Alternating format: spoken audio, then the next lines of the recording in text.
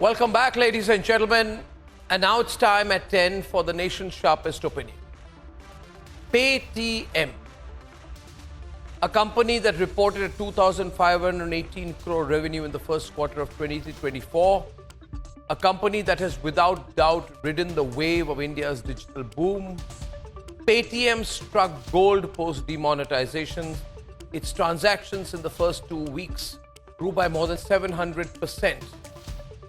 Paytm absolutely boomed, ladies and gentlemen, as part of the state-of-the-art UPI economy that the government successfully put in place. And through this entire surge, the entire ecosystem of digital banking was cheering the government on. As equally through it all, the Reserve Bank of India as the regulator has been patient. The RBI has been knocking on Paytm for compliance, compliance and compliance. The RBI has been saying to Paytm, follow the rules, follow the rules.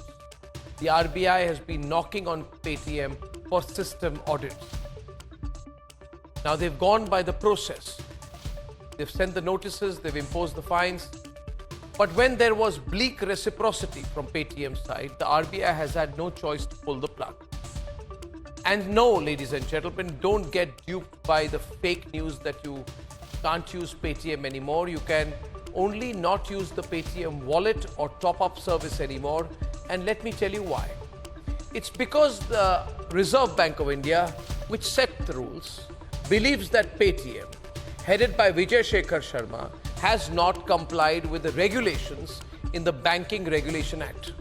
So when you and I deposit money in any e-wallet, like the Paytm wallet, we trust that the bank, in this case, the Paytm Payment Bank, is complying with the regulations that govern India. Paytm may have Chinese investors, but they have to follow Indian rules. They can't follow Chinese rules. And that's the problem. Vijay Shekhar Sharma has to understand.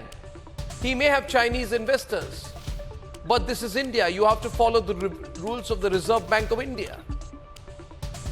If you don't comply with the rules of Indian law, just saying that I'm a digital bank, so I won't follow the law, then it's like Arvind Kejriwal saying, I'm not going to follow the summons. Then with this digital economy boom, the question will be, if rules are not followed, is your money safe? Is my money safe? Whether it's Paytm, whether it's anyone else. Can anyone, just because they are sponsoring in the past a cricket team or they're very high profile, in the name of boom, can fintechs, can anyone, can Paytm be obstinate on compliance?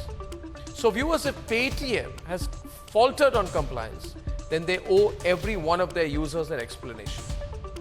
I think Vijay Shekhar Sharma cannot and should not issue tweets and video statements like a politician pretending that they have done no wrong. And an entire lobby within the thriving startup system will be self-deprecating and self-diminishing, in my view, to be supportive of any act of compliance, which brings me to my overall view on a few aspects of business. You see, viewers, these companies, Paytm not following the rules, trying to brazen it out. I'm not naming, but all these companies, billion-dollar valuations, they hit the stock markets, they show that they have the numbers. The moment they hit the markets, the performance tanks, the auditors are not responsible. You put in the money, you lose the money, and there are thousands of such companies which are sort of the startup economy, digital boom companies. The promoters of these companies make billions the moment they go to the market, and then they just take the money, leave. Many of them leave the managements of the companies. I think there is a serious issue of corporate governance in this country. And what the Modi government has made clear, that whether it's dodgy NGOs by Harsh Mandars, or Tista Setalwad, or fly-by-night so-called media portals funded by the Chinese like NewsClick, or Paytm, which is not following the rules, the Modi government has a clarity of approach. No act of non-compliance will go unpunished. And the boom of the digital age, as proud as we are of being the leaders of UPI today, where Eiffel Tower tickets recognize UPI as much as the vegetable vendor, the fintechs, the startups like Paytm who have ridden this wave, cannot be allowed to do as they please. I think it's very important also that all these companies going to the stock markets When they tank, there must be somebody made answerable in the managements of these companies because they've taken the money. You see, the foreign investors make the money. They pull out the money. Whose money are they taking? The middle class Indian who invests in these companies based upon so-called hype. Innumerable digital companies, pure hype, 10, 20, 30 times their revenue in terms of valuation. Pull the money out, create the hype, and then disappear.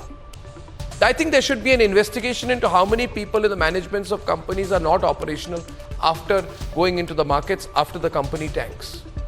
What's going on in this country? There is a law of the land. No company, no digital operation can have impunity to that law. That law is sacrosanct. The same people who made their billions because of demonetization, because the digital economy boomed, cannot now come and say, be more flexible to fintechs. We are startups.